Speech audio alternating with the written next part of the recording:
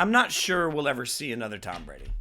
I'm not sure I really want us to ever see another Tom Brady. And let's be real, there's a part of every fan base that's going to have that little twinge of jealousy when it comes to not having Tom Brady. I feel it myself. We all know it. Like, part of us hates Tom Brady if you're a football fan because your team doesn't have him.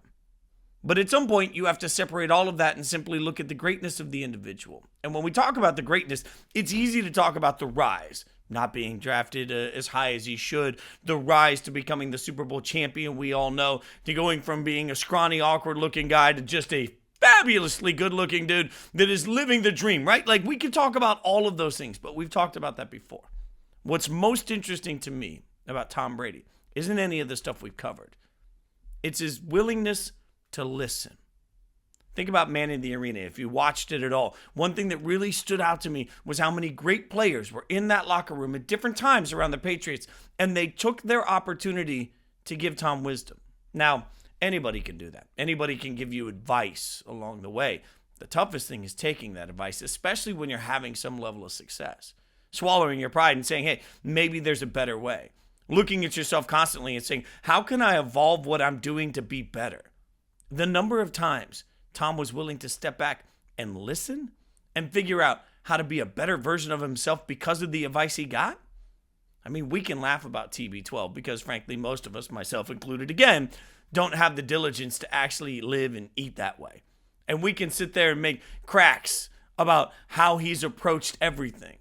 Or we can look at it and say, my God, how did he approach everything? Why was there a willingness for a champion to consistently look back and say, how can I be a better champion? How can I do it again? What made him hungry day in and day out? There's a wiring to all of it that I think is incredibly special.